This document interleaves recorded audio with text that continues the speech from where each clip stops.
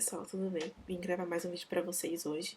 E no vídeo de hoje eu vou falar um pouco sobre superproteção. Esse é um tema muito difícil porque o limiar é muito pequeno entre até quando você tem que proteger seu filho e até quando você tem que soltar ele pro mundo para ele aprender a lidar com as diversidades da vida. Então é um tema complicadinho assim que a gente vai tentar abranger um pouco hoje.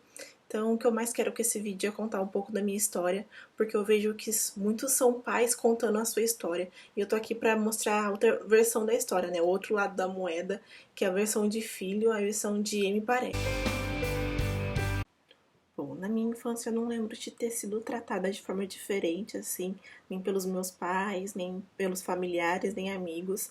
Eu sempre brincava, corria como uma criança qualquer, assim, não tinha muita, você não pode fazer isso ou não faça aquilo, não corra, assim. A única coisa que eu lembro da minha infância mesmo que a mãe não deixava era fazer balé o ano inteiro, mas porque não podia, porque daí o pé ficava mais caído, não podia andar muito na ponta do pé, então eu só fazia balé no final do ano para a apresentação do final do ano da escola. Esse, sim, um das histórias que eu lembro da minha infância, mas eu não tive uma infância muito, assim, protegida. Minha mãe nunca ligou, assim, de eu cair, ou ela sempre fala, se eu cair, você tira a poeira do joelho e volta a levantar, e meu pai também, sempre me apoiando, me ensinando a andar de bicicleta. Eu lembro que quando eu aprendi a andar de bicicleta sem rodinha, meu pai me empurrou e falou, vai!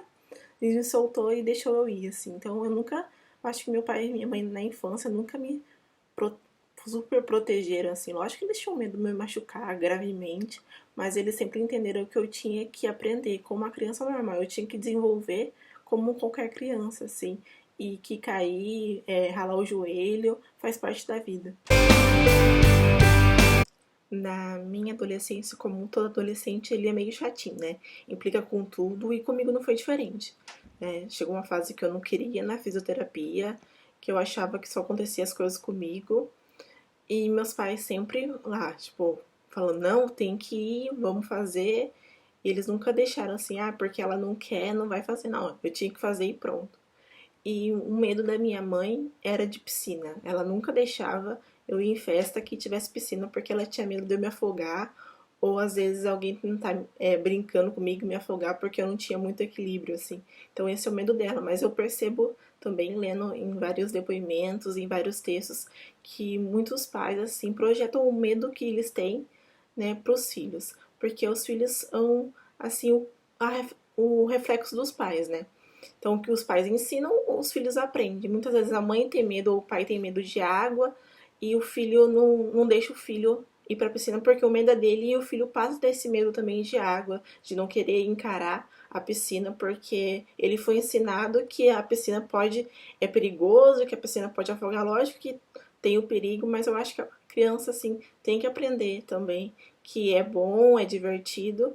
Então esse é o medo que eu acho que não pode deixar transparecer, assim. Muitas vezes a gente não pode projetar nos filhos o medo dos pais. Eu acho que um ponto também que ser super protegido atrapalha é o fato da autonomia, né? Porque a criança não tem autonomia e acho que esse é um fato que minha mãe e meu pai acertaram muito. Eu fui morar sozinha com 17 anos, né? Numa cidade maior que a minha. Então, minha mãe tinha um medo de qualquer mãe que um filho com 17 anos que nunca saiu de casa vai morar numa cidade que é o dobro do tamanho sozinho. Então, mas meus pais sempre confiaram em mim, confiaram na minha capacidade, na minha responsabilidade, né, e na minha força de vontade de estudar. Então eles deixaram eu ir estudar fora com 17 anos. Daí depois, agora eu moro a 1.000 quilômetros dos meus pais, é um pouquinho mais longe, mas eles sempre confiaram assim em mim, sempre acreditaram em mim. Me perguntaram também sobre a relação entre o namoro, né, como é. Eu não posso dar muitos detalhes porque eu não tive muita experiência assim. Eu só tive 2 namorados na vida, então mas nunca eu tive dificuldade, assim, nem em relação aos meus pais e nem em relação a outra pessoa, né? Eu sempre fui muito bem respeitada, a relação com meu namorado e com meu pai e com a minha mãe é super tranquila, falam da emparesia, tipo, abertamente, sem esconder nada. O meu namorado me acompanha nessas terapias, às vezes me dá um puxão, assim, de orelha, usa as 2 mãos, eu sei que é pra me ajudar, Mas eu sempre tive, assim, uma boa relação entre os meus pais e a relação em namorar, assim. Eles nunca ficaram com medo ou nunca me fizeram ver que eles tinham medo de eu ser, às vezes, deixada de lado ou sofrer preconceito por ter a deficiência em relação a namorar, ter namorada, essas coisas. Acho que meus pais encaram isso de boa, assim, sem me blindar de não vai ter relação com outra pessoa, não vai se relacionar com outra pessoa, porque essa pessoa pode te magoar. Eu acho que esse é o medo que os pais têm naturalmente e que os pais com filho deficiente têm um pouco mais. Mas a gente não pode, como eu falei antes, deixar aparecer pro filho, né? A gente tem que se mostrar forte muitas vezes. E meus pais acreditaram em mim, acreditaram no meu potencial e acreditaram também na pessoa que estava comigo, assim, que ele não ia me magoar em relação a me parecia.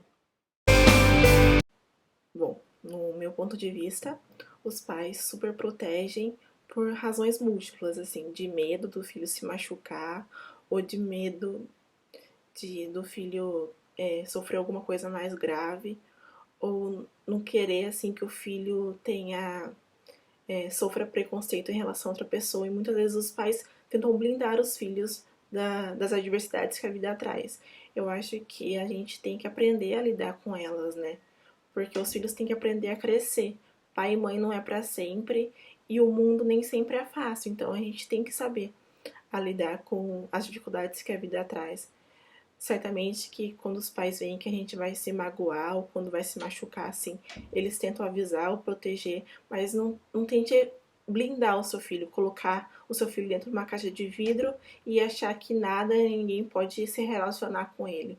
Eu acho que a gente tem que deixar as portas sempre abertas para o contato entre as pessoas, para o filho crescer e aprender a lidar com as adversidades da vida. E outro motivo que eu acho que especialmente as mães super protegem um pouco, porque elas sentem um pouco de culpa, talvez, de ter um filho com deficiência. Eu via isso na minha mãe quando era pequena, que ela se sentia culpada de eu nascer assim. Eu acho que ninguém tem culpa. Ninguém queria nascer deficiente, ou ninguém queria se tornar um deficiente e nenhuma mãe queria ter um filho deficiente. Para a mãe, todo filho é perfeito, todo filho escreve bem, lê bem, fala bem e vai bem na escola. Toda mãe quer um filho feliz e realizado. Então isso é mais importante, é buscar que seu filho seja feliz e realizado. E você não se sente culpado do seu filho nascer assim, você não tem culpa de maneira alguma do seu filho ser assim. Eu acho que se a gente veio assim no mundo é para mostrar para os outros nossa capacidade, nosso potencial e não é um castigo assim que Deus nos deu uma deficiência por forma de castigo. Eu acho que ele nos deu essa deficiência porque ele acreditou na gente no poder de mostrar para os outros que todo mundo é igual, que não é porque um tem o cabelo escuro, outro tem cabelo claro, ou tem olho azul, outro verde, que é diferente dos outros. Todo mundo é igual e todo mundo tem que ser tratado de maneira igual. Eu acho que isso que Deus nos deu assim, essa experiência de mostrar para os outros a igualdade. Então não se sintam culpadas de ter um filho com deficiência. Vocês foram escolhidas para mostrar para o mundo que a igualdade, a mostrar para o mundo a superação. E acreditem em vocês, acreditem no potencial do seu filho. Eu acho que cada dia surge uma dificuldade nova, mas cada dia renasce também a esperança de superar essa adversidade, de superar essa pedra no caminho. Bom, é isso que eu queria falar sobre superproteção. Espero não ter sido muito confusa e ter respondido algumas perguntas que me fizeram. Obrigada para quem está assistindo meus vídeos e me acompanhando. E se alguém tiver sugestões de novos vídeos, será muito bem-vindo. Um beijo e até o próximo.